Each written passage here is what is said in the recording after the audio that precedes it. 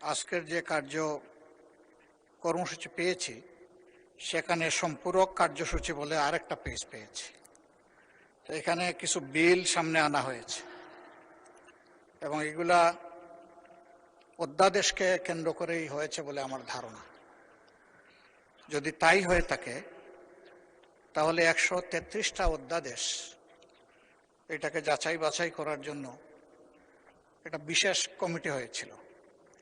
সেই কমিটি থেকে একটা রিপোর্ট সেদিন পেশ করা হয়েছে, আপনি যেটা অনুমোদন করেছেন। সেখানে কিছু অধ্যাদেশ ল্যাপসের প্রস্তাব আছে। আমরা এই বিষয়গুলো আগের যে নোটিশ পেয়েছিলাম তার সাথে মিলিয়ে আমরা দেখলাম যেগুলো ল্যাপস করা হয়েছে প্রস্তাবনায় সেগুলো খুবই গুরুত্বপূর্ণ এবং এটা জুলাই স্পিরিটের সাথে সম্পৃক্ত। আমি আপনার বরাবরের বিনয়ের সাথে বলবো যে আমরা এই বিষয়ে আলোচনা করতে চাই এবং সেটা সংসদের প্রপার্টি। সংসদে এই বিষয়ে আমাদেরকে আলোচনার সুযোগ যেন তৈরি করে দেওয়া হয়। ধন্যবাদ মাননীয় স্পিকার। মাননীয় আইনমন্ত্রী কিছু বলবেন? বলুন। স্পিকার, মাননীয় বিরোধী দলীয় নেতা যে দুইটা বিলের ব্যাপারে আজকে উত্থাপন করেছেন উনি হয়তো এটা মিস করে গেছেন। এটা কোনো অধ্যাদেশ থেকে উচ্চারিত কোনো আইন নয়, এটা ফ্রেশ বিল আকারে দুইটি মন্ত্রণালয় পাঠিয়েছেন।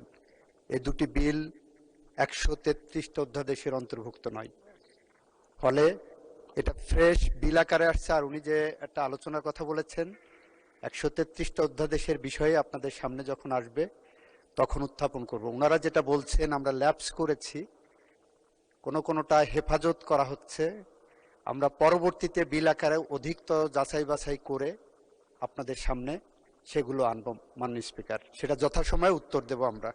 মাননীয় স্পিকার, আপনাকে ধন্যবাদ। ধন্যবাদ মাননীয় বিরোধী দলের নেতা। আজকে আমরা দুটা বিল, আপনি আমারটা একটু শুনুন। আজকে আমরা দুটি বিল সম্পর্কে আলাপ আলোচনা বিবেচনা করব। এগুলো তো সর্বসম্মতিক্রমে যে দুটি বিল এখানে এসেছে সেটি ওই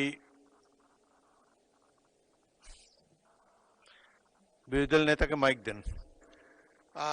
বিগত ঈদের সময় যেভাবেই হোক অনেকগুলো মানুষের জীবন চলে গেছে এবং এর মাঝে দুইটা ঘটনা খুবই হৃদয় বিদারক। একটা ট্রেনের সাথে বাসের সংঘর্ষ কুমিল্লায়, আর একটা ফেরিতে ডুবে অনেকগুলো মানুষের জীবন।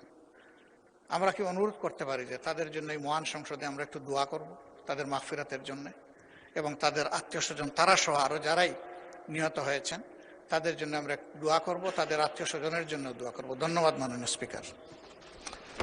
মাননীয় সদস্যবৃন্দ, আমাদেরকে 9 তারিখের মধ্যে কয়েকটা বিল পাশ করতে হবে, 93টি বিলের মতো পাশ করতে হবে। তারপরেও আপনাদের অনেক বক্তব্য সেখানে থাকবে। আমরা বিষয়টি পরবর্তীকালে দেখব।